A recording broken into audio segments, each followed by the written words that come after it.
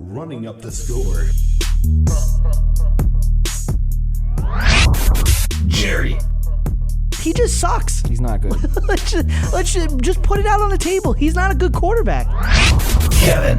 Ben is unique. These guys are unique. They're championship runs. I mean, this one's unique. Let's hope some people still get thrown at and, get hit in baseball. Keep it interesting, right? I can't take this guy serious right now.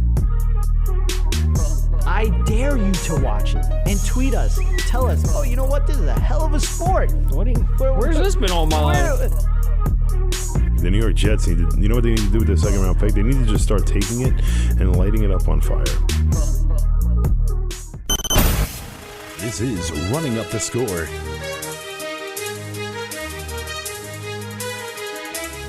And it starts now.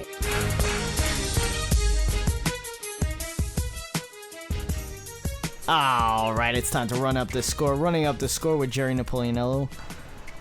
We're not live on anything. A lot has happened, in the last 25 minutes. Nothing works. But I do have a co-host that many people recognize from before. Kevin Donlin's back, folks. So, before we get into all of that, go save on tickets to any sporting event, concert, etc. by going to www.seatgiant.com and use promo code RUTS Sports. That's RUTS Sports to save. There's so much to get to today, but mainly week 2 in the NFL. There's so many headlines already in the NFL. That's what makes the NFL great. We'll also discuss what makes the NFL unbearable to watch sometimes. We'll discuss, do the Chiefs have the next big name under center for years to come? Big name is on the move. The dumpster fire that is the Pittsburgh Steelers, and so much more. We'll touch on all of these. Thanks for joining us today, and thank you most of all for hanging in there with us. It's been a while since we've been here behind the mic, and like I said before, it's been a real long time since this man next to me has been with us. So, let's get into it. Hey, man, I mean, week 2. Week 2 of the NFL season. Folks, apologies on my week 1 exit. But week 2 was pretty interesting to start the season. We start on Thursday. Yeah. Baltimore, Cincinnati. Cincinnati. That defense looked pretty strong. Baltimore, I mean, it just shows how, I think, bad of a team the Buffalo Bills are, that to lose 40-0. And I mean, I didn't find Cincinnati, again, division game, but Cincinnati is not a premier team right now in my eyes. No. And I mean, the first 2 games, I mean, yeah, you look at it. I mean, A.J. Green had 3 touchdowns in the first half Then of that disappeared game in the second. Yeah. I'm not, sold on Cincinnati yet. So I'm not going to go too far into Cincinnati. Baltimore, on the other hand, it's starting to look scary for them. Yeah, I mean, lose to a team like that. Yeah, I mean, you got Joe Flacco in there right now. He's, towards the end of his career. When is Lamar Jackson going to be under it? I don't think it's going to be this year. I don't think so either. And I think even if that means Baltimore needs to have a down year, get yourself a nice draft pick, look for the future. I mean, you got an aging, Suggs on your defense, clearly one of your leaders, and I watched him mess up left and right in that game alone. Just simple things, neutral zone infractions. I mean, it's things that a veteran shouldn't be doing. And, obviously it's just coming to that time for Terrell Suggs, and honestly for the Baltimore Ravens organization, it's going to have to be a major overhaul. Yeah. Just having the NFL back is so much better. Oh, it's amazing. I mean, again, the storylines never finish with the NFL, and that's what makes the NFL so unique. Such a great league, such a great source of entertainment. Yeah, I know. And it brought us back together into the, I mean, I wouldn't say studio, but it's our new studio. I call that. I like it. The setup is amazing. We're hopefully, it'll start to advance more and more. Absolutely.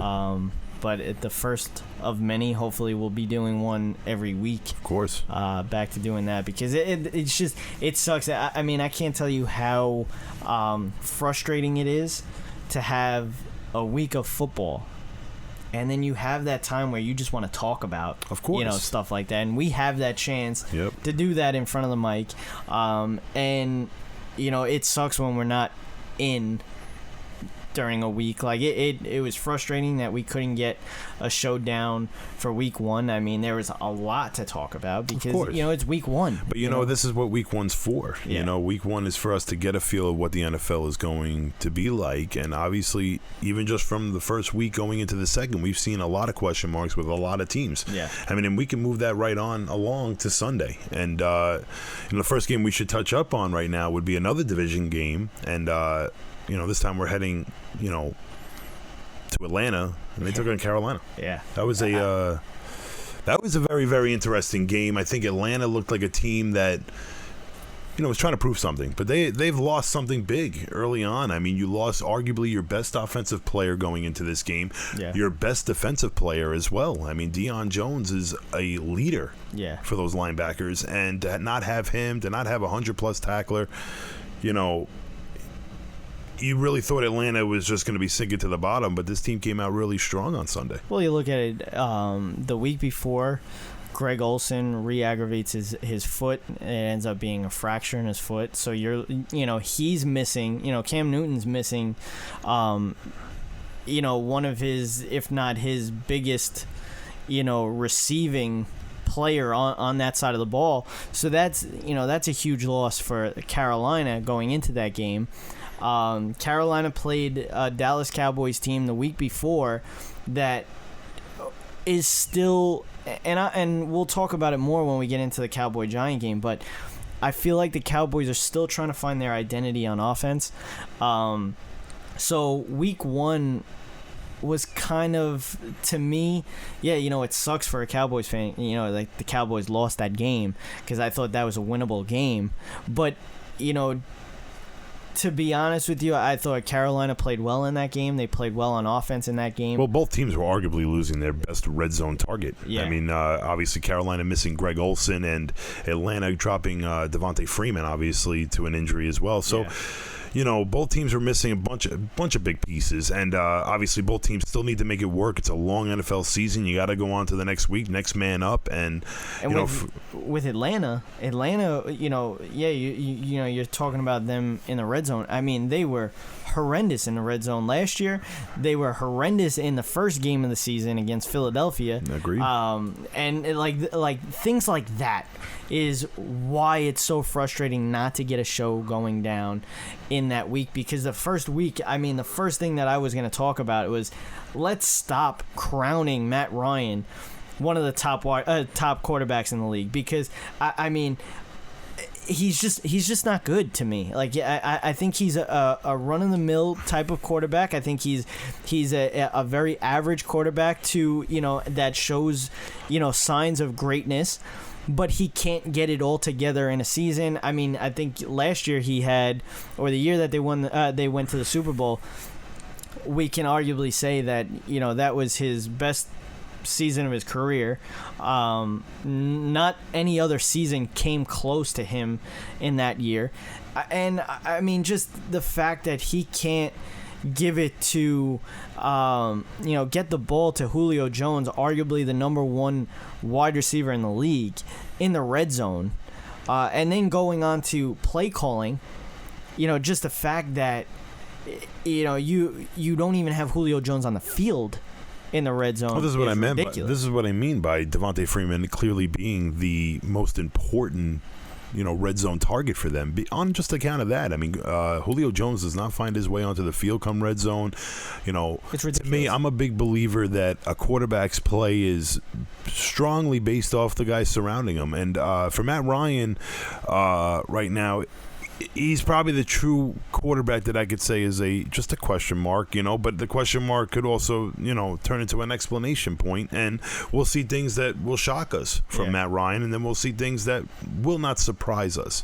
So it's really been an up and down career so far for Matt Ryan, and hopefully that this downward trend that he's taking doesn't continue to go down, and he get, because he really is, I would say, he's definitely a top 15 quarterback when it comes to game management and trying to win games and the experience. And we're going to go from one guy who has a lot of experience like Matt Ryan to someone else who has a lot of experience, but it's been a while for him. Yeah. And Andrew Luck, as they took on the Washington Redskins. Yeah. And I mean, bounce back game for this kid. You look at the Redskins. Redskins have a new quarterback under center this year. Good game manager. Alex Smith. He managed a couple of field goals in that game, right? And it's funny because I was talking to a guy at work just about Jacksonville. And Jacksonville having Blake Bortles, and how Blake Bortles I don't think is good. I thought when he was coming out of college, I thought he was good, but I felt like the quarterback that Jacksonville could win with and get to a Super Bowl with, I think, is a guy like Alex Smith. Where he's more of a game manager and a better game manager than Blake Bortles. I'll always tell you that experience is a big thing to have in the NFL, and you can't have more experience than Alex Smith. That's what I mean. Like, I think it was a good move for the Washington Redskins. Do you think he's actually better than, Kirk Cousins, though? We'll go into Kirk Cousins another time, but just saying right now, honestly, about the way this game had gone for the Washington Redskins, I think you saw a team whose defense wasn't even close to as bad as I think we all thought they were. But again, at the same time, Arizona did put up some points on this team, and Washington's offense looked great all at the same time. And then Andrew Luck comes in. And, you think since someone like Sam Bradford was able to get a couple of scoring drives going, and especially after the way you see Arizona play this week, granted they played a very, very good defense, but Andrew Luck didn't have an easy time out there. And I think that, even so, that game finishing 21-9, it definitely wasn't as, as far-fetched as people thought. That was a very close game, relatively. Well, let's be serious, though. The Indianapolis Colts are not a good team. Yeah, their defense has actually been a question mark. Very huge surprise the Washington Redskins were not able to get anything going on. That's what I'm saying. Like, overall, we're looking at, the reason why Andrew Luck has been out is because he really doesn't have an offensive line, and the guy gets killed every game. Yep. So, to me, even if you look at, his wide receiving core, it's really non-existent. His defense is not good. The Colts are a rebuilding team, obviously. Andrew Luck smacked right in the middle. Yeah, Andrew Luck is a great centerpiece to a rebuild, but because he still finds ways to win games, and that's what makes him such a great and unique player. And I've always been a big fan of Andrew Luck because I feel like Andrew Luck gives everyone else in that locker room just a hope, feeling of hope, and that there is a chance at success in Indianapolis, and that trend has been going on in Indianapolis for as long as I can remember. So kudos to them. I mean, what else can you say? All the power to you. You've had a well-functioned organization going on for honestly almost 20 years now. Oh, when you really think about it, what quarterback in the league, would you pick to rebuild a team right now, or just build a team around? Andrew Luck. Andrew Luck. That's one of the top picks for anybody. The guy's got an arm. He can take off. Even when he does roll out, he's still looking for a pass. He's a strong quarterback. He's a guy that you can rely on. Maybe not injury-wise, but you can rely on him, having a head on his shoulders, even on the field and off the field. So, everybody saw the videos and, him being mic'd up and getting hit hard and just saying thanks for the hit. Yeah. It was a good hit. So, he's not a guy to get, pissed off on the field. He's a nice guy. You can tell his teammates love him and everything like that. That's a guy that you want to build around. It's a respect. So, I feel like the Colts are in a position where, I think they're in a good position because, everybody's looking for a quarterback. Period. That's when you're talking about a rebuild, you're looking at a quarterback. That's what you need. The Giants missed the memo, but we'll get into that. We could go to two other teams in that division with the Colts. In Houston Texans and the Tennessee Titans. Mariota got hurt in week 1. There was a question mark if he was going to be on the field. The only team that looks more in shambles than the Tennessee Titans are the Houston Texans. I mean, you start the season 0-2 against two defenses that, between you and me, are on the lower half of the NFL. So, the defense is just going to get more tough for Deshaun Watson, and he's going to have to find a way to figure it out. I mean, I do not put this blame all on him.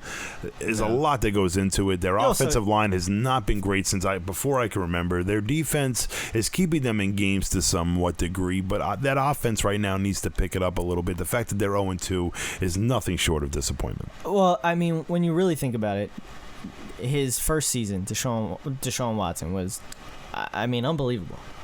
I mean, that's what you're looking at. 6 games. Because he didn't play even close to a full season. Unbelievable, though. But 6 games is enough for teams to have film on you. Of course. That's enough film. I mean, when you look at these guys that come in and they turn the NFL upside down. Cam Newton, first year, historic year. Andrew Luck comes in, first year, great year. Dak Prescott, first year, great year. Then they start to tamper off, and they come back down to life. I'm not saying Deshaun Watson is going to stay at this, at this level of play. I think he's trying to do too much, and obviously right now, the way it's horrible to say it like this, but he needs to. He is doing too much, and it's because they really need him to. Yeah.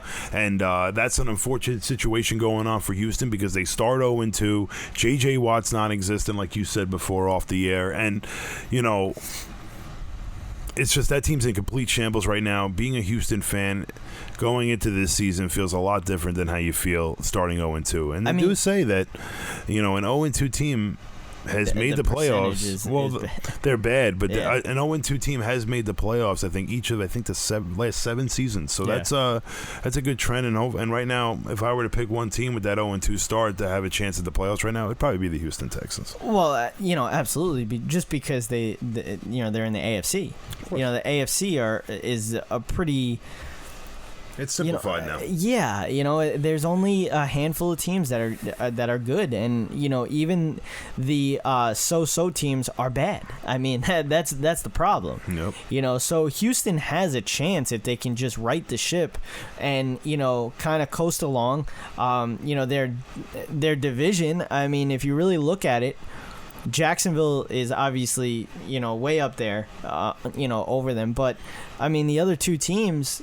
They obviously can pass. I mean, on paper, the Houston Texans are a team that, you're like, wow, this is actually a good team. They add the Honey Badger in the offseason.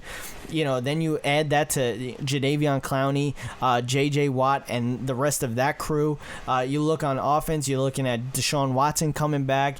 They still have DeAndre Hopkins. They got Lamar Miller. That's a solid team. That's even Will Fuller's making a name for himself right now. Yeah, it's like so.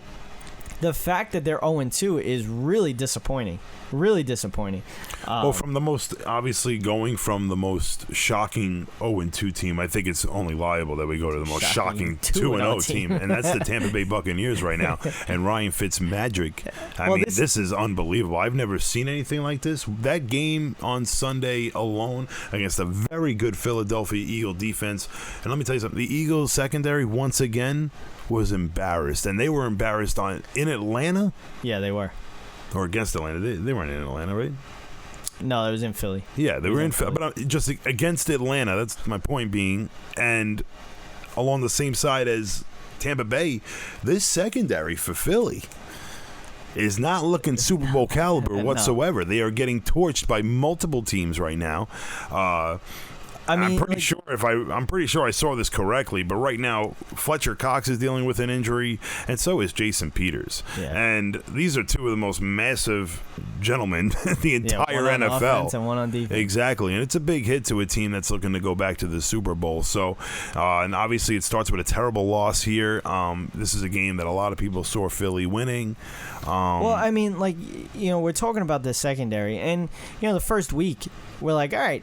They give up 169 yards to Julio Jones. They don't give up a touchdown to him. I don't think he had a touchdown. The first No, he week. did not. He didn't have a touchdown, but he had 169 yards. And but it should have been it should have been 200 yards, folks. Well, yeah. Speaking of Week 1 highlights, I'm pretty sure that.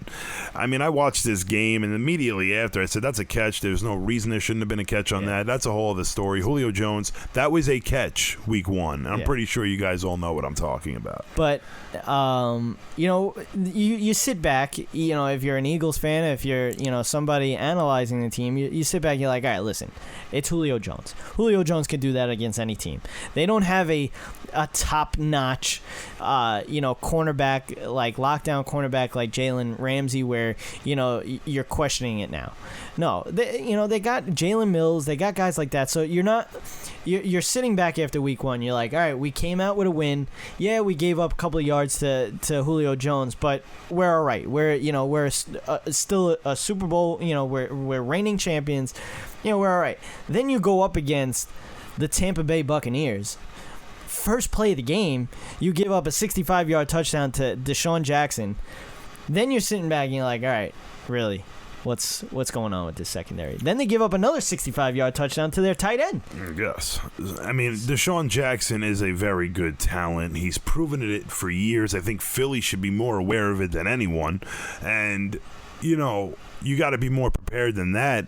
I'm sorry, if you have a weak secondary, there's got to be off coverage. There's no excuse for that ever happening. It's actually amazing that it happened twice on the start of drives. Tampa Bay had 2 1-yard drives for touchdowns. So that was obviously a big part of this game. Philly dropping to 1-1. Tampa Bay, the most shocking 2-0 team of them all, and leading that division. That, let's be honest, was the last team we thought anyone would be leading that division would be the Tampa Bay Buccaneers.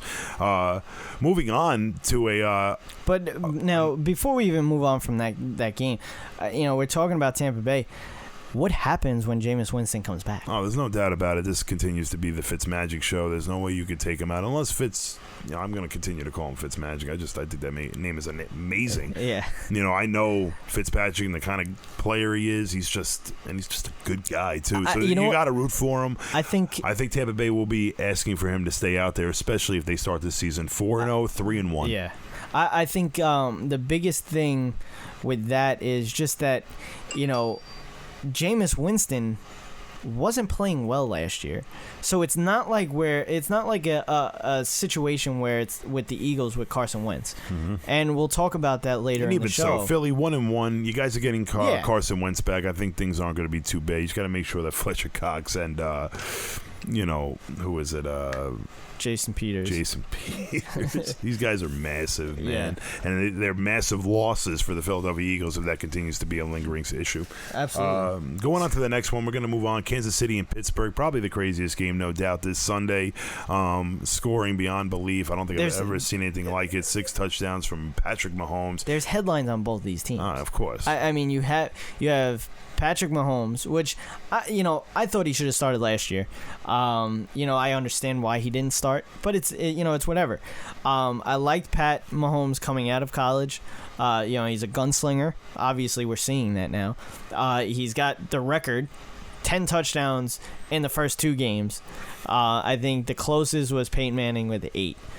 Yeah, this is like video game numbers right now for him. It's been amazing. He's throwing darts out there. And, I actually used lasers to reference it because I've seen darts thrown in the NFL. These are lasers. Yeah. These are probably the hardest thrown balls I think I've ever seen. I mean, the kid is efficient. He's accurate. He's throwing the ball hard, and he's very accurate with it.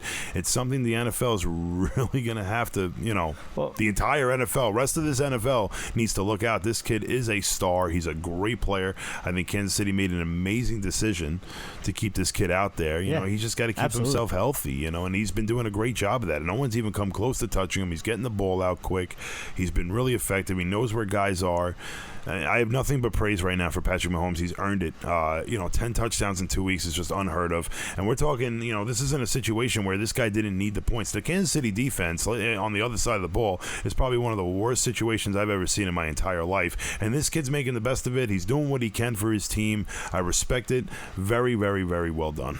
Yeah, and, then you go to the other side of this, and it's the Pittsburgh Steelers, who are an absolute dumpster fire. They are a dumpster fire. I mean, it first starts off in the offseason, obviously with Le'Veon Bell. He sits out the preseason, then it's like, all right, when is he coming back? He's not. He's holding out. He's holding out for as long as as he can to get that money. And the Pittsburgh Steelers are not giving it to him. And you know what? I have to side with the Steelers on this because the guy is he's a firecracker. Is he gonna go and do some drugs or whatever? What he's been suspended for. He's been suspended on 2 different occasions. That's someone that you don't want to put all your eggs in one basket for. Yes, he is an unbelievable talent. Don't get me wrong, an unbelievable talent. Top 3 running back in the league. But I don't know if I want to give him a max contract and have to worry about what this guy's going to do. And then you look over, after this game, first of all, I think that Ben Roethlisberger Oh, by the way, real quick, Le'Veon Bell is a top 3 football player in the entire league. That is 100% a fact. I think Le'Veon Bell is an incredible talent. He is. I think it is someone that you need to pay, and you're right, the problems do go with it. And the kid has been a hassle with his contract situation, but you've been franchising him for I don't even know how long now. Obviously, he's held out before, and you thought he was going to pull the same nonsense, and even the team is surprised by it. And you're right. This entire offensive line doesn't even make close to the money Le'Veon Bell makes. Oh, no. But at the same time, Le'Veon Bell is an incredible talent, a very, very patient runner, probably one of the most patient runners I've ever seen. They really need him right now. Antonio Brown missing a practice as early as today, Tuesday, correction. Didn't even show up to practice following a tweet coming out saying to trade him, and now I don't think they're going to trade him. I think this is just Antonio Brown, but the fact that this kid can't show up to practice, I mean, it's just you feel like Mike Tomlin has lost the locker room. Pittsburgh again, like you said, in just incredible amount of shingles, and they're really going to have to do something very soon to try to mix up the culture. Right now, you got an aging quarterback in Big Ben, who again is continuing to play very, very well. All the credit to him. I don't consider him to be part of the problem. I consider him to just be doing what he needs to be doing every Sunday, and it's just the people surrounding him right now that is the. And honestly, we're talking about this is a person from the Pittsburgh Steeler personnel coming out and saying something like this, and this is something that you just need to be quiet about. Now, I don't see it the way that everybody else is seeing it. He was just answering a tweet. And it wasn't like saying, all right, I need you to trade me now. I'm not even worried about the tweet. The tweet is the least of my concern. My concern is the fact that you're just allowing this guy not to show up to practice.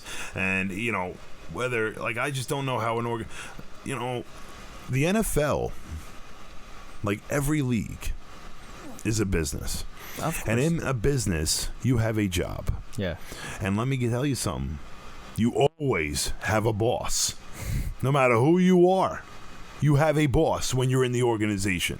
A player, a coach. Everybody has a boss.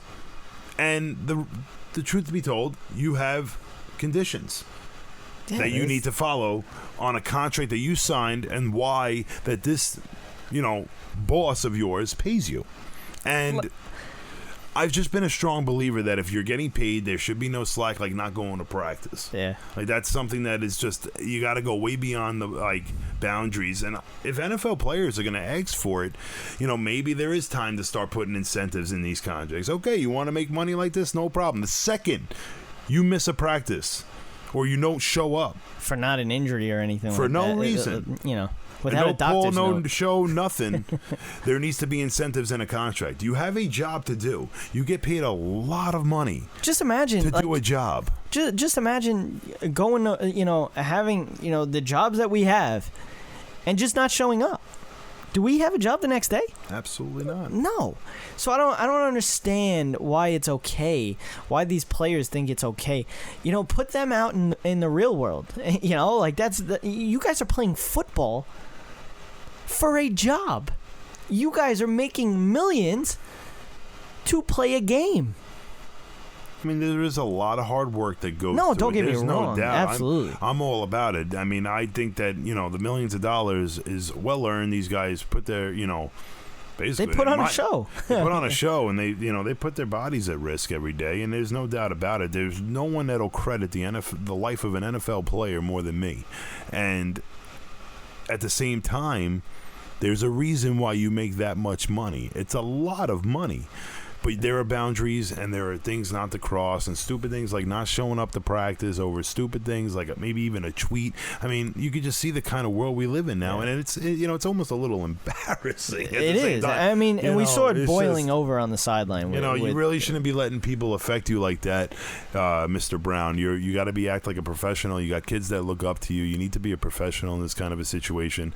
And obviously, we're not going to try and teach kids that it's okay to just not show up because someone said something mean about you. Yeah, I mean, that's just the most sensitive thing I've ever heard in my life. Oh, I know. So, I mean, Antonio Brown, hopefully you don't continue to play like that because we would need you to play like a man. That's very sensitive. And before we take a break, obviously we got to get into something big here, in the New York area, and I guess New Jersey, as well. The Sam Darnold show has started with the Big Green and the New York Jets. Week 1, everybody on their high horses. No, absolutely. And I listen, rightfully so.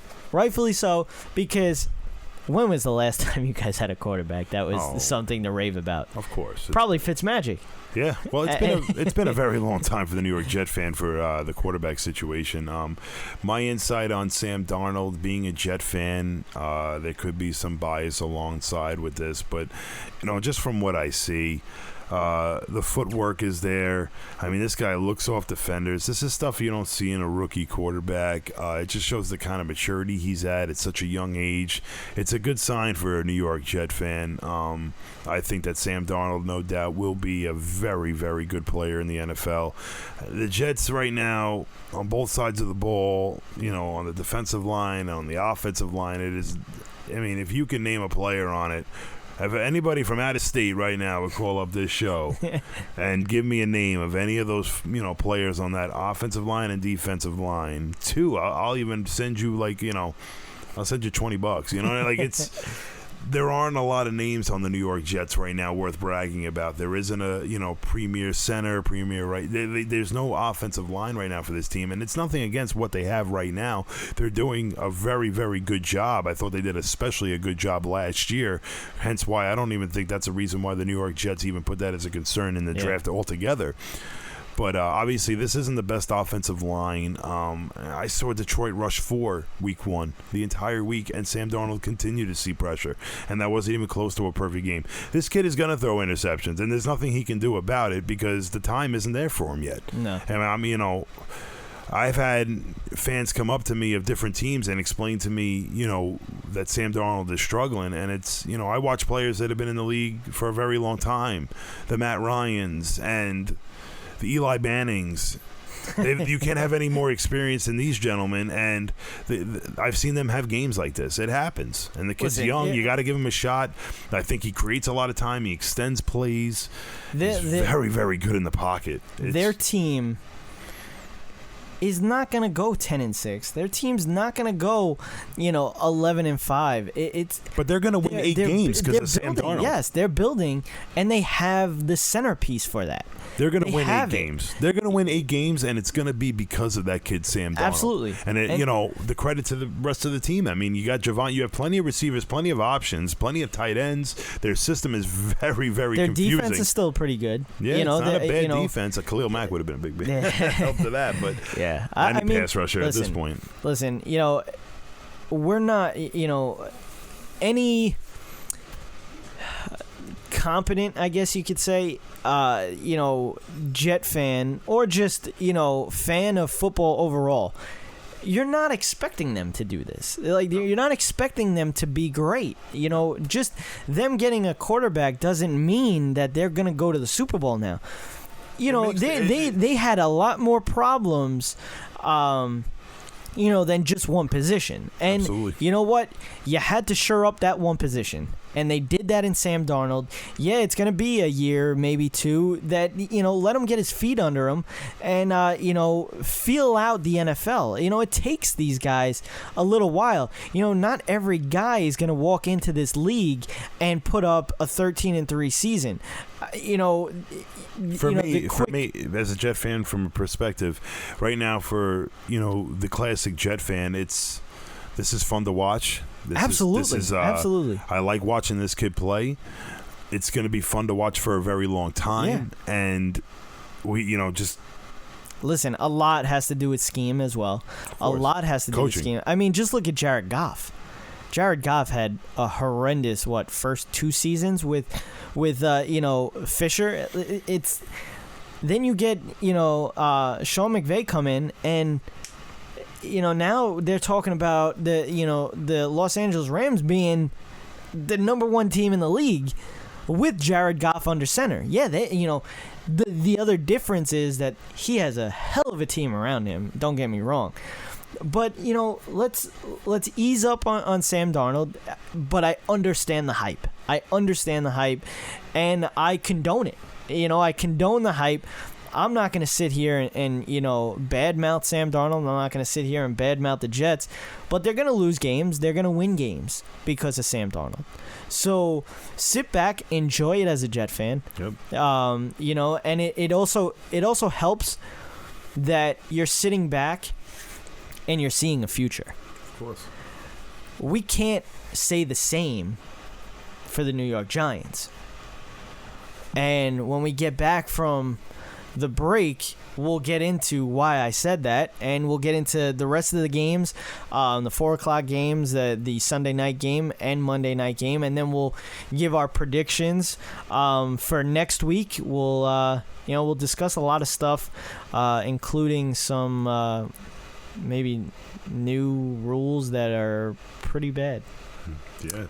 But first, go to SeatGiant.com. Save some money on some tickets. Save money on tickets. I mean, when you hear save and you hear money in the same sentence, all about it. You got to do it. Go to SeatGiant.com. Put in promo code RUTS Sports, and you'll save money. You'll save money. Can be. And go to whatever. I mean, in this area, you got the Yankees going for a playoff spot. You got the Jets and Sam Darnold. You got, I'm not going to say the Giants because they're a joke. You got the Islanders. Let's see what happens without John Tavares the first season. That's another thing that I was kind of upset that we didn't get behind the mic for that. That would have been a great show. We could have probably did a whole show on bad-mouthing John Tavares. I don't even want to talk about it. It's but I'm always going to bleed blue and orange. Yeah. Always. But we'll be back talking all this stuff. You're listening to Running Up the Score. All Noise Radio. Powered by the Connecticut School of Broadcasting. All Noise Radio is an internet radio station that's fully produced by graduates of the Connecticut School of Broadcasting. From modern rock to old school hip hop, country to classical, news, talk, sports, and more. It's the noise you can't ignore. Log on to allnoiseradio.com. Fire up the station. Find out more about your favorite jocks. Get the latest CSB news and more. Plus, you can take All Noise Radio with you on the go for free. Just download the Live 365 app to your iPhone, iPod Touch, or BlackBerry and search All Noise Radio. Check out tomorrow's broadcasters today at allnoiseradio.com. Powered by the Connecticut School of Broadcasting. Hey, this is Jerry Napoleonello, host of Running Up the Score. We are live once every week at 7 p.m. Eastern, where we hit on all the top headlines in the world of sports. You can also find us on Stitcher, iTunes, and those of you that like the visual aspect, check us out on YouTube. Running Up the Score. We run up the score. on Sports Radio. Cyberstation USA is the future of radio. Get your business into the online future at the world's largest internet radio station. From banner placement on our homepage to any of our broadcaster stages, commercials on our video player, audio spots on any of our shows, or at the beginning of any of our on-demand broadcasts. Cyberstation USA offers competitive rates with a worldwide reach, a fully integrated one-stop shop social media broadcast platform. For more information, please contact our sales department at cameo@cyberstationusa.com. Follow the NFL this season on Running Up the Score. My heart it beats like a bass drum. Come on, let me get some. Never gonna back down. Never gonna break one bend. Now tonight there's gonna be a showdown. Tonight there's gonna be war. This is what we came for. Now back to Running Up the Score. Here's Jerry and Kevin. All right, we're back. Running up the score. Remember, I also said earlier, save on tickets. SeatGiant.com. Promo code RUTS Sports. Save money. Now we get into the rest of the games of Week 2. We'll go into the Chargers and the Buffalo Bills. Buffalo Bills are a joke, period. Yeah, I think this is pretty much a very short concept saying that the Buffalo Bills aren't a good team right now. Obviously, Vontae Davis retiring at halftime that people want to critique about and I'm sure as hell laugh about. But at the same time, I actually see a perspective of it from him. Obviously with him saying, like, never quit and stuff like that. But I don't see this as a form of quitting. I'll never see an NFL player who is basically giving up millions of dollars to go out and retire, and he's doing it just for the protection of his own health. He's my age. He's 30 years old. He's made millions of dollars in the NFL for a long time. He's been in the league 10 years. It's time to settle down, and I absolutely agree with him. Not the halftime shenanigans. I don't think, if you obviously have that feeling going into a season, then you need to end it before the season even starts or even before the game starts. That's the thing. It's like, it just showed it shows a quit factor, but at the same time, I understand the concept. You want to make sure you're healthy. You don't even want to go out there for a second half of a game that you're getting crushed. You could get yourself hurt along the way, and at that point, you have millions of dollars. Get away from the game if you want to. Turn around to your coach. Say, listen, Coach, can I talk to you? I can't do it anymore. I want to retire, but I don't want to walk out on my team. So I'll go out there suited up, but just don't put me in the game. And then after the game, we'll put out a statement, like they did. We'll put out a statement saying that I'm done. I can't do it anymore. I noticed, in the first half that I just can't do it anymore. I'm not physically there. Just imagine you're getting older, you're getting into your 30s, but the guys you continue to cover every Sunday are getting faster. They're not even just fat. They're getting younger. They're still young. Yeah. They're new guys have come in. Younger guys have come into the NFL and taken over. I don't critique Vontae Davis. Buffalo Bills, probably the worst team I'll see in a while. And there's no reason to even continue with this game. The Buffalo Bills need to find a way to fix that up. Josh Allen showed me a thing or two a little bit, but there's obviously a huge learning curve he needs to find. Buffalo, I don't think they made the right pick in the first round. I think it was a little bit of a forced pick. There's obviously more needs on that team than just the quarterback position. But listen, I understand they need a quarterback, and Josh Allen. The problem with that is he's not going to win you games right away. He's not, a guy that's going to go out there and win right away, a guy that will change your team around in a matter of a season. No, he's not that. He's a guy that probably should have been sitting behind a veteran for a year, 2, maybe 3. But because of the situation that he's in Buffalo, I mean, your starter is Nathan Peterman. The guy is horrendous. So, you're going to start Josh Allen. So, I mean, for the Buffalo Bills, listen, you're going to see some brutal football for the next year, year and a half, 2 years, 3 years, whatever it is. But sit back. I think you're going to have a decent quarterback on your hands.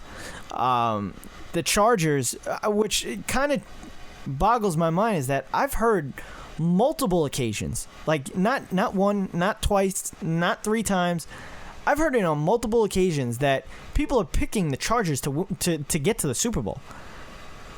What's the difference from last year to this year? I don't understand it. I don't see a big difference that's going to make you a Super Bowl contender. So I don't understand it. The fact that they even gave up 20 points to the Buffalo Bills, is surprising to me. Joey Bosa's still out. Who knows how long he'll be out? But seems like it's getting concerned. Even his brother's getting hurt at Ohio State, and he's projected to be the number 1 overall pick. Yeah, I mean that comes into play where maybe you sit out the year, but talking about sitting out the year, maybe the Minnesota Vikings kicker should have done that. Yeah, that was, and he got cut. He did get cut. Understandable. And you got yourself, and because of the result of him, we have our second tie in 2 weeks in the NFL, and in 2 overtime games. 2 overtime games. The only 2 games to go to overtime. The only 2 games to go to overtime. Oh boy, I didn't even know that stat. 2 ties. That's, I'm a huge fan of the college football version. I really do. I think maybe you may get a little bit of a challenge. Maybe make it the 40-yard line, earn your way to get yourself an opportunity. Exciting. I think it makes you're right. I think it makes overtime very exciting, and I think it's super fair.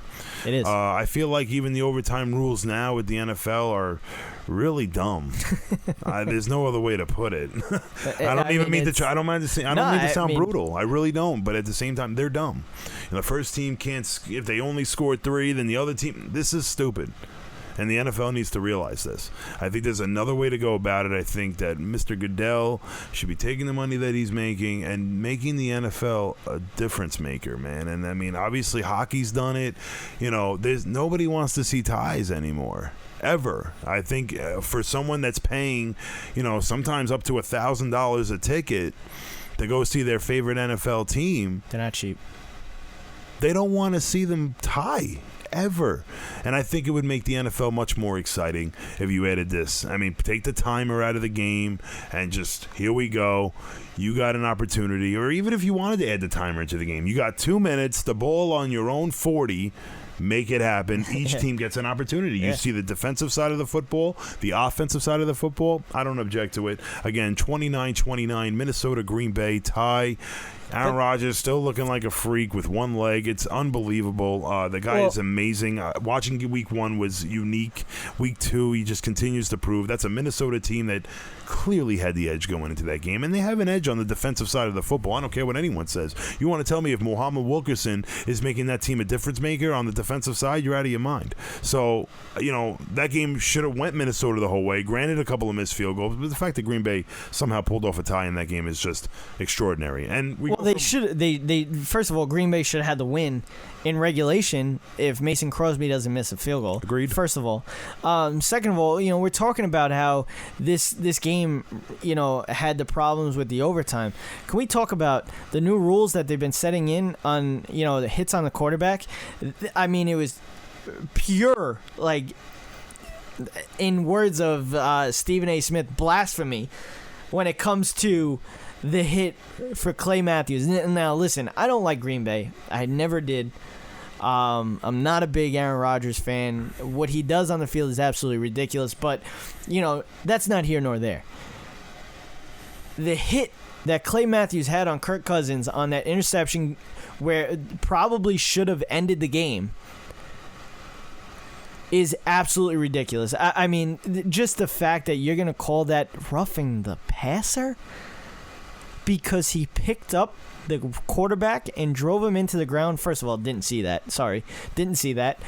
Second of all, now they're using this as a way to teach players how not to hit the quarterback. I mean, it's all ridiculous. These new rules that they put in, you can't have all your weight landing on the quarterback. I mean, what are these defensive players supposed to do?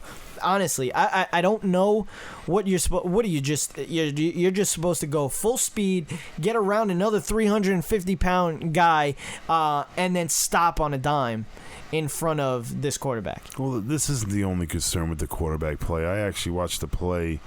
I'll be honest, I can't even remember which game it was, but I remember a guy simply just pushed the quarterback in the back, and he fell to the ground, and they called it a roughing the passer. So, I mean, the fact that you're telling me that you can't even push, anymore in the NFL. I mean, let's be. They're football players. Come on. I'm really. It's a concern, and obviously the NFL is going to have to look at this year as a year. Again, it's all. There's going to be concerns left and right. You're never going to fully, you're not going to get the fans full, approval. Yeah, that was clearly the word I'm looking for. At any point, but this is his concern right now. You got to get more consistency with the refs. I don't want my team losing out on a Super Bowl because my guy pushed a quarterback from behind because he can't stop himself because he's a 300-pound, he's a 300-pound man. That's running a 4.5 around another 350. It isn't easy to sit there and do that, but again, at the same time, the rules got to make an adjustment. But we continue on. We're going to move on to Cleveland and New Orleans. New Orleans continues to look like a little bit of a question mark. This time it was their offense that was a question mark. Yeah. Well, no, their defense played pretty good. They did, but that first game was pretty horrendous. Well, again, Cleveland still can't get that win though. It looked like Philly couldn't stop it either. Yeah. So the Saints right now almost dropping the game to Cleveland. They got a big look in the mirror. You had 2 games at home to start the season against 2 winnable opponents, and clearly you have concerns on both sides of the football. There needs to be consistency there, but I think Sean Payton is a very, very veteran head coach, is probably the best way I could put it, and he's just very good, and they'll be able to clean this up. I think New Orleans shouldn't be concerned. Be happy you got the win at home, and you move on to the next week. We move on to San Francisco and Detroit. Detroit clearly made this game look a lot closer than it actually was. San Fran played a very, very good game. Garoppolo continues to look very well. Detroit's defense continues to be an absolute mess. And 30 points for San Fran. Got to give him the win here. I mean, Stafford, did what he could, but it was a second too late. Again, I also don't think he's getting a lot of help out there in Detroit. I say the same thing for Matt Stafford. I say the same thing for Matt Ryan. He's trying to do too much. They are trying to do too much, but at the same time, when you have an offensive line that just strictly isn't blocking for you, I mean, Eli Manning had a great O-line. Everyone's talking about how these quarterbacks need to extend plays. Talking about how Eli Manning doesn't extend a play. How Matt Stafford doesn't extend a play. Matt Ryan won't extend a play. These guys are built to sit in the pocket. Yeah. You got to block for them. And if you have that style of a quarterback, you need to make it a concern on the GM's part. So, again, I don't blame a quarterback for being inconsistent. This is all on all 3 of those occasions that I just talked about. It goes on to a lot more. It takes a whole team to win a game, and right now Detroit doesn't even come close to having a full team.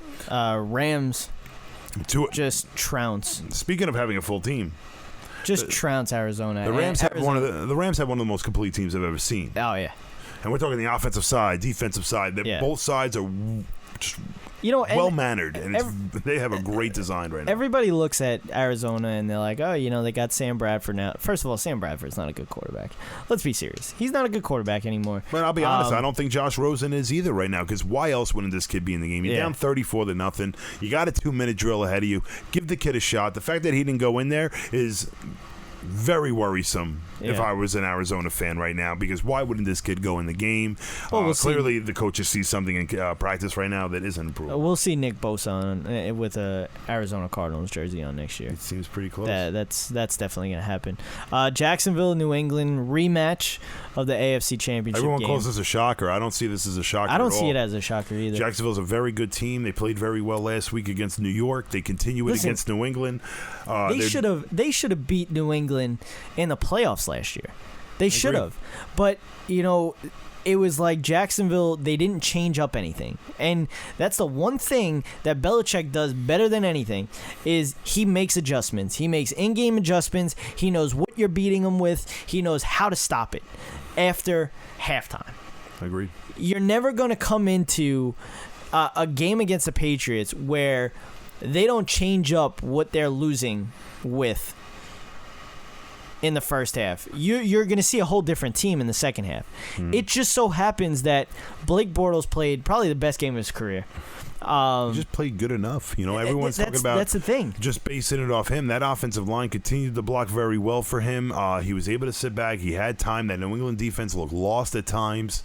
The Jacksonville defense continues to play very, very well. New England's offense is still very good. I don't think New England fans should be worried at all. This is a road game. It was a tough game. It was in almost 98-degree heat with a lot of humidity. It was one of the hottest games. Yeah. I think they said it was the hottest game the New England Patriots had ever played. So, obviously a lot of factors went into that game. Take the loss, whatever. Just move on next week. The only team, exactly. Josh Gordon, and you have the Miami Dolphins ahead of you. I think you'll be all right. I mean, the trade with Josh Gordon, though, that was the big news of the last 2 days or whatever. I like the move. Me too. I wish the Cowboys would have made the move.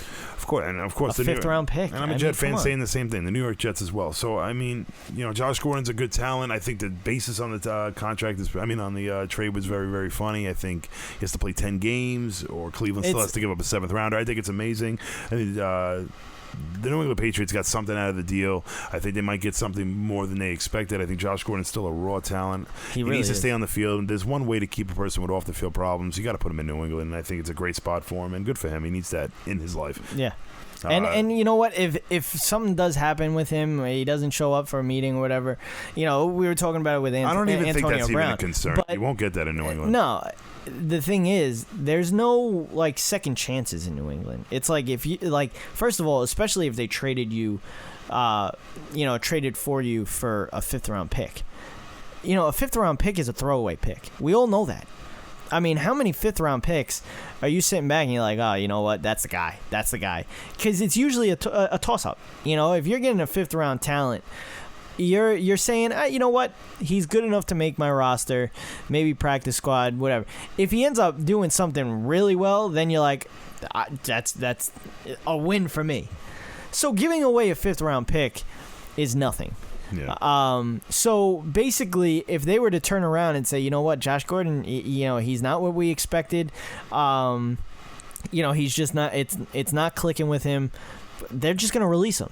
So, when it comes to New England and Josh Gordon, this may be the wake up, because Cleveland was like, oh, you know what? We'll sit around. We'll wait for you. We'll do this for you. We'll do that. We'll do, they've been doing this for the last 3 years. Yeah. And it's like, you know what? Maybe he doesn't need to be coddled anymore. Maybe it's something where, it's a little tough love and it's like, you know what? We're not going to watch it. You're a grown man now. We're not going to do this. And I know, trust me, I know, he's an addict. I understand that, and it's tough for him. But you know what? If he wants to make his money, if he wants to do something well, if he wants to be a good role model for his kid, then you know what? Maybe he'll wake up and win a championship with the New England Patriots. So, we move on. Oakland and Denver. I mean, Oakland is pretty dreadful.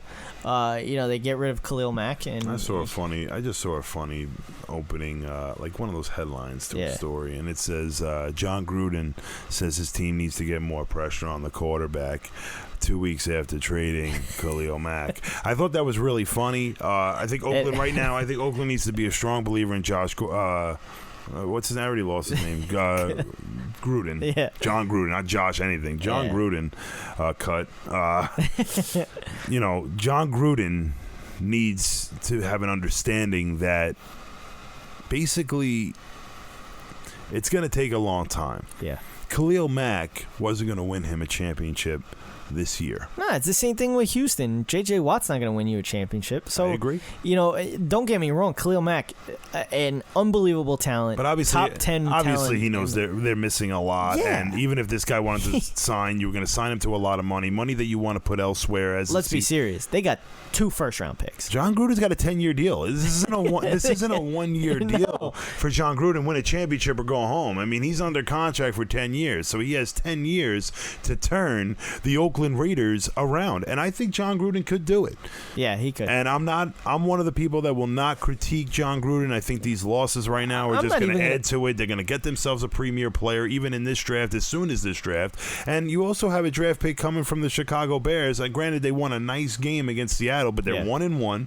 Okay, they get to play the tough Minnesota Vikings twice a year, the tough Green Bay Packers twice a year, and even for some, Detroit is not that bad of a team. Their defense, obviously a huge concern. Stafford, a big question mark, but Stafford finds a way to put points up. Obviously I thought San Fran had that game locked up the whole way, and Matt Stafford still had a shot to win that game. So, you're never out of a game when you have someone like Matt Stafford out there. And it's just a tough – Matt Stafford, Kirk Cousins, or – Aaron Rodgers. Those are all tough games. I think the Oakland Raiders are going to get themselves 2 top 15 picks in the draft this year, and they should continue to just, ride the season out. It's going to take time to build a championship team. Clearly, you're not there yet. You have your quarterback, though. I think Derek Carr is more than capable. Well, that's the thing. You have your quarterback. So it's now you could just, and that's the biggest step. Yep. Is getting a quarterback that's good enough. And oh, man. I honestly cannot wait to talk about Sunday night football. But that's what I'm saying. Like you need that quarterback. You need that quarterback, and you have to go out there and get him when he's there. And Oakland did that when they got Derek Carr. The Jets did that when they picked Sam Darnold. Cleveland did that with Baker Mayfield. Cleveland did it with Baker Mayfield, even with Tyrod Taylor. But there's a team that didn't do it, folks. It was the New York Giants. And it's funny because there's a huge build-up to that. And people want to talk like it's such hatred on the New York Giants. And I'll be the first one to tell you that I watched Sunday Night Football. It was a good game-ish. But the one thing I saw was that the New York Giants didn't make the worst mistake in the 2018 NFL Draft. Because Saquon Barkley, he's a true. Listen, he was the number 1 player. On the board. In the 2018 draft, and he was the number 1 board for should have been almost every team in the NFL. Because I watched Sunday Night Football. I watched the week prior. I have yet to see a solo tackle or the first man to touch Saquon Barkley to take him down. So. For me, the New York Giants got what they needed out of Saquon Barkley. So they didn't have the worst Passover ever. I'm a Jet fan. I've had Giant fans, criticize my team for years, and I have such reason to have hatred for the New York Giants and absolutely love the fact that they passed on someone like Sam Darnold, and everyone's talking about a great quarterback. But Saquon Barkley is the best running back in the NFL right now playing. Without a doubt. Stop it. Without a doubt. Stop it. I mean, I thought we were going to, Without a doubt, he is the best running back in the NFL. There's no way. I watched him pass protect against that slot blitz that you guys kept doing the entire game and still getting to him because the offensive line for the New York Giants at the same time of losing this scheme is all a concern. First of all, Ezekiel, there was another running back. I've been with you for years telling you that Saquon Barkley is without a doubt a better running back. No way. There's no way. Ezekiel Elliott. There's no way. Absolutely. There is absolutely no way. What has Elliott rushed for so far in the first 2 games? Zeke can do anything, really. So can Saquon Barkley. Yeah, but you have to understand that Dak is not putting any fear in anybody. And neither is Eli Manning right now. Yeah, but you know what? Eli has that, and it's not even. I wouldn't even say. You know what? Yeah, I understand Eli. I just can't wait to see Ezekiel Elliott without a Pro Bowl without a single Pro Bowler on an offensive line. First of all, I want to see how Ezekiel Elliott could do if they lost Tyron Smith right now and have a similar offensive line setup as the New York Giants. Listen. The problem now with the Cowboys is they don't have that other guy where it's like, you know what? We're not scared of anybody. The only guy that we have to stop is Zeke Elliott.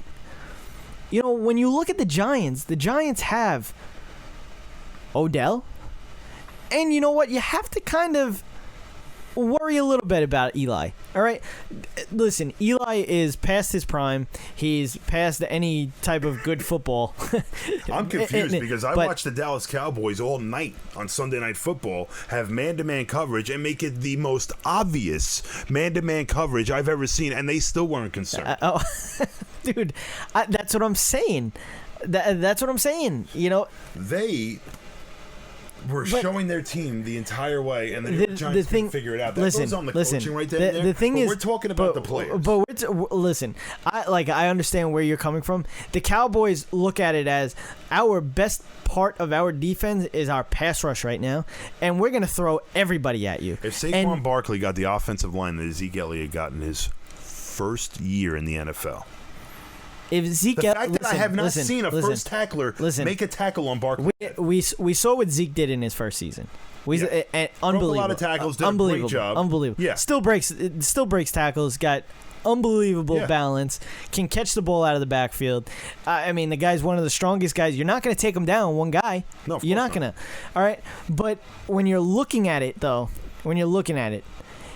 if Zeke Elliott. If you were to compare one player, I'm not sitting back and saying, obviously everybody knows how big of a Romo fan I am. You put Romo with Zeke Elliott, Zeke Elliott has a chance to break the record. I understand, but my point is that right now you're in a situation where this guy's had a Pro Bowler. I think they got the same every year so far. I have yet to see a Pro Bowler play for Saquon Barkley, and I'm sorry, New York Giant fans, but it's probably gonna be a while till that offensive line is cleared up. I think they're very similar in their play. I mean, if you really think about it, but the thing is. Saquon Barkley, I will never say a running back was the best player in a draft unless I truly believe that this kid he was in that draft. Yes, he was special player. Yes, he was. I'm not. I cannot put him. You can arguably have the next Andrew Luck in that draft and Sam Darnold, and I'm telling you that running back now and what the New York Giants were trying to do. Yeah. It was an amazing pick. And a very good pick, and a very difficult pick, and I think they made the right move for the situation their team is. You don't give a team. You don't give a defense $100 million. Listen, to not perform right now. I look at that team now. Their team is in so much more of a need for a quarterback than they are of a running back. Well, they needed a running back. Listen, they needed a running back. Goldman was not doing anything relevant. You know what? You don't win in the NFL without a quarterback. You don't. No, I've seen it happen though. But I'm a big believer that the NFL is a sport. But their defense is nowhere close to winning them games. Oh, absolutely. Why not?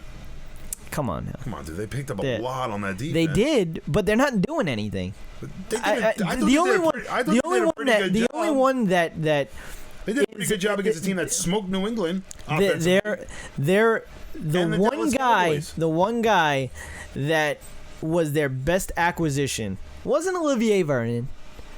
It was Snacks Harrison. Of course, the guy's a run stuffer. That is the biggest acquisition that they made. How are you going to stop? But their defense, their secondary is not good. On defense, you stop people on defense by getting third down and longs. How do you get third down and longs? By not being able to run the football. Absolutely, the New York Giants arguably have a top 5 rushing defense, no doubt. In the last 2 years? In the last 2 years, yes. 2 years, but top 5. I think this year is a lot different. I think their team is just not good. Right now, from looking at Sunday Night Football overall, there wasn't a team that you could show me on that football field that is anywhere close to winning a Super Bowl. I think the Cowboys are still, as I said earlier, they're still trying to find their identity on offense. I think the defense played very well, though. I'll give them defense. Credit. DeMarcus Lawrence is going to be very good. Yeah, I think DeMarcus Lawrence will be really good for this season.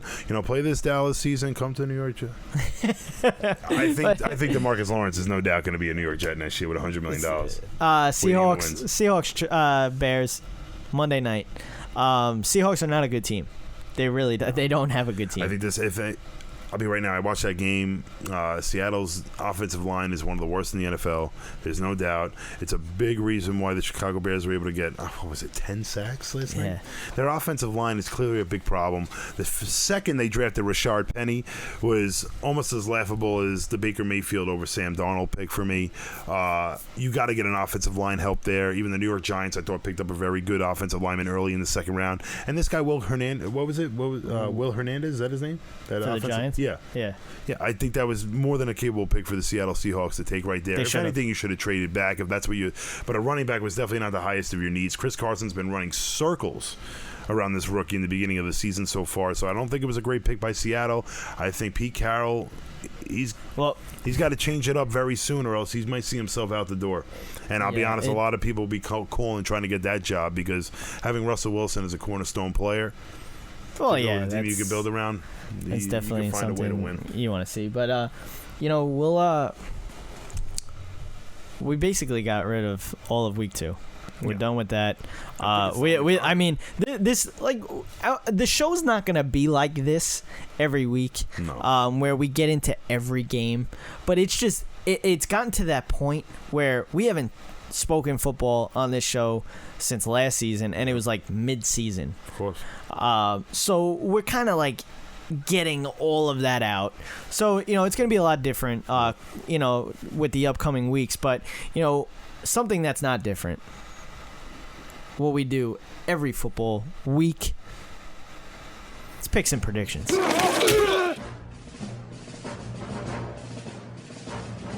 It's time for Running Up the Score. Picks and predictions for Week 3. The picks and predictions. Remember? Yes. We're recording. Well, we'll have it. Good. Add it up. So you actually just heard it, so you just heard it. It doesn't even have to be edited. Yeah. We're going to start on Thursday Night Football. The New York Jets take on the Cleveland Browns, and even as a Jet fan, this is going to be a tough game for the New York Jets. I think this defense in Cleveland is the real deal. If you could stop Drew Brees and company in New Orleans, you could stop anybody. This is almost like their Super Bowl. I think the Jets are going to be the victim. I loved the draft pick of Denzel Ward. Yeah, it's a good pick. Loved it.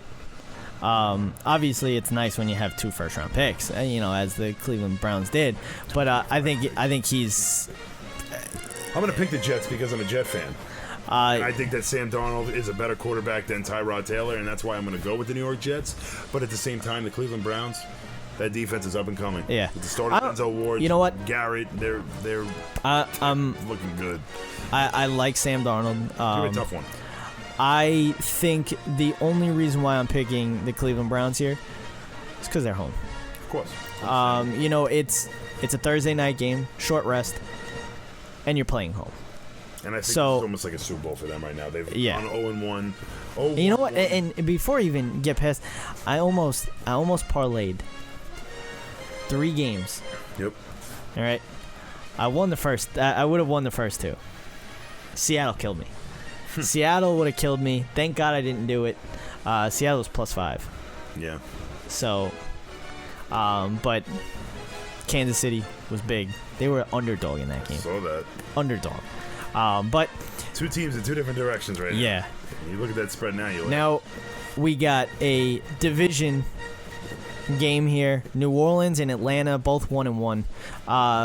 Both have shown 2 different sides in the first 2 games. I agree. New Orleans looked good one game on offense. They look bad on offense the next game. Vice versa. So same thing with Atlanta.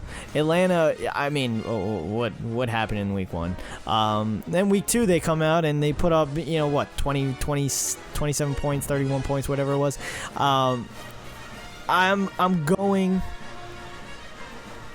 I think I'm going Atlanta here because, just that the Saints defense is still a question mark. Are they week 1 defense? Are they week 2 defense? Nobody knows, but it is definitely going to be a gunslinging battle here.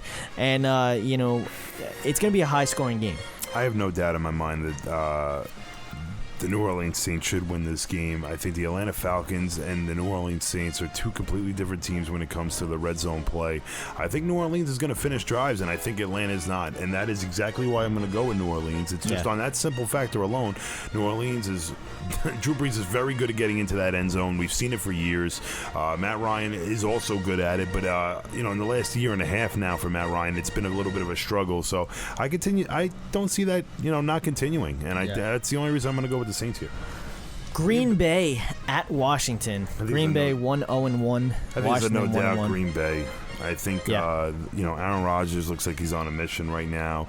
Listen, Washington. When you go up against Aaron Rodgers, you have to match his points. Mm-hmm. You have to. You have to match his performance on offense. Of course. And I'm going the same way as you, Green Bay. I think Washington's defense hasn't been anything intimidating whatsoever. I think. And Alex Smith. It's Alex Smith. Right, Indy at Philly. Philly. Yeah, I'm going Philly. There's no doubt you got to go. Why did I even think of that? Wentz is coming back. Obviously, the two big names are a little hurt. I'm not sure if either one's going to play again. We are very early on in the week during this recording, so. Granted, if these two play, if they don't play, the Philadelphia Eagles have a lot of depth on both sides of the ball. I think getting Carson Wentz back will be a huge up and coming. Andrew Luck will definitely make it a. You have to cancel that one. I say. Oh yeah. Andrew Luck is going to come out firing. I don't know why where that was going. All right, I'm going to start it off right. You ready? You're going to have to make sure you find it. It's at 116. You ready? Ready. Break. Andrew Luck will definitely come out and be able to hopefully try to match Carson Wentz. It'll be a good game, and I don't think that Philly runs away with this whatsoever, but I think they somehow win this game. So now we move on to the Minnesota Massacre. Oh wait. Minnesota wins. They're going to massacre. They might massacre suicide pools. You never know. Yeah. And listen. I've seen crazier things. If they lose to Buffalo, I mean... I've seen crazier things. It's definitely the only thing they're missing is a loss right now. One win, one tie. They got lost. Minnesota, no doubt, at home. Minnesota's defense has done very well the first 2 weeks, including a stoppage of Green Bay. And Skull. And Buffalo, Buffalo's just going to have such a hard time. They're going to be a very bad team this year, and it's unfortunate. They'll probably find a way to beat the Jets, though. Miami 2-0. How? Playing host. To the Oakland Raiders at 0-2. This could be a shocker. I'll put this as my first upset. I think the Oakland Raiders can win this game. Oakland. Yeah, 100%. I think, it's definitely a winnable game for the Oakland Raiders. Miami's a good team. They've shown good things so far this season, but I thought we saw a little bit of this Derek Carr and what's to come, especially throughout the first half of that game. And it's not even about how much points they finish with. I'm just looking at the consistent play, the form of execution. I thought that Derek Carr did a great job at executing, especially in the first half of that game against Denver. I'm not really too concerned about this. I think, Miami's got a pretty good defense. Obviously, the addition of Robert Quinn is a big add-on. But I feel like Oakland will find a way to just be a spoiler in this one, and I see them with the upset. Denver at Baltimore. 2-0 Denver, 1-1 Baltimore. We were talking earlier about Baltimore just not being that team, just not playing well. And it's killing me that I'm going to pick Denver here because I don't think Case Keenum is a good quarterback. And it's driving me nuts that he's not going by what I see. I just don't think he's a good quarterback, but it's just another bad game. I think Case Keenum and Joe Flacco are two comparable quarterbacks, which is scary to say. We're talking about a Super Bowl winning Joe Flacco, but the way I've seen Joe Flacco over the past 2 or 3 years, there's no doubt in my mind that, for Keenum, having the addition of, Emmanuel Sanders, Demaryius Thomas, Cortland Sutton. Yeah, this guy is a good player too. They have That's BYU, apparently right? they have 3 running backs in that system right now. I think Denver's just got more depth as a team. It really doesn't come down to the quarterback for me. I see a very, very close comparison here between the quarterbacks. I just feel like the supporting cast, and then obviously having Von Miller on the defensive side, Baltimore having a Terrell Suggs. I mean, who are you picking? Yeah. So I mean, I think Denver comes out on the road, wins one here. Be interesting to see what that spread is too. Yeah. Cincy I think maybe we'll start doing the spread. going to Carolina. Yeah, I think it would make it more interesting. Yeah, it would. I think it would give people a little insight, of course. Yeah. Carolina playing host to the Cincinnati Bengals. Cincinnati, one of the shocking 2-0 teams that we have, one of the many. The Carolina, It's a tough game to pick. it's a very, very tough game. I think Cincinnati's defense has shown us that it's been proven to be very, very well. Perfect, obviously, being added eventually will be a huge addition as well. Until he gets suspended again. Yeah, exactly. But I think Carolina can find a way to win this game at home. I think Cam Newton played very well, especially towards the end of the game. This past Sunday, Atlanta's defense I do not think is even close to as good as Cincinnati, so this will not be an easy game. But you can't also count out the Carolina defense. I don't think Cincinnati's offense is too intimidating. Losing Joe Mixon's a big problem for Cincinnati. I think Carolina wins one at home. I'm going to go to shocker here. I'm going to go Cincinnati winning this game, continuing their play. I think A.J. Green gets into the end zone again. So I'm going Cincinnati over Carolina in Carolina. We go and move on. The New York Giants 0-2 against the Houston 0-2 Texans. So Yeah, this is obviously, I've been hearing like people put out like, what 0-2 team is going to make the playoffs this year? What has the best chance to make the playoffs this year? And obviously these two teams are named. And you know what?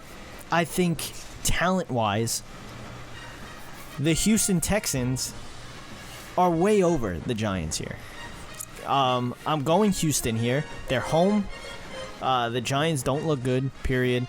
I think it's going to be hard for Saquon Barkley to get going because you're still going. I think Clowney's hurt, so I don't know is he playing? Do we know?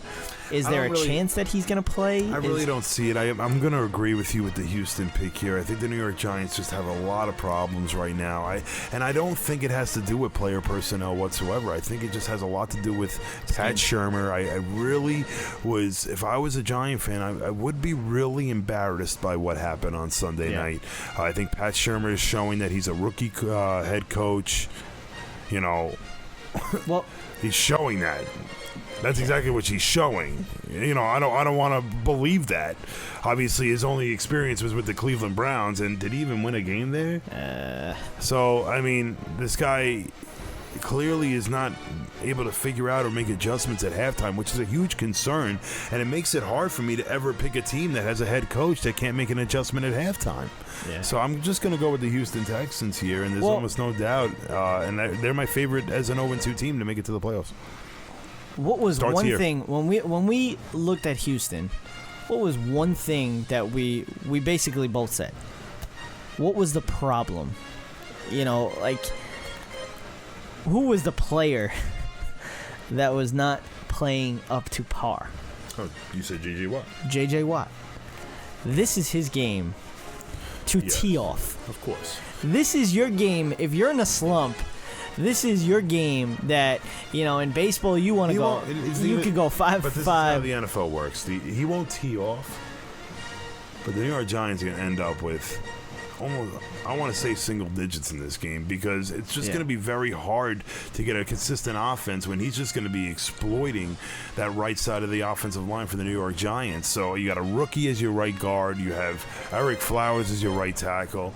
He's probably going to pick up 2 or 3 holds throughout the game. And I think this is just an easy Houston win. I think they move to 1-2, a home game, no doubt.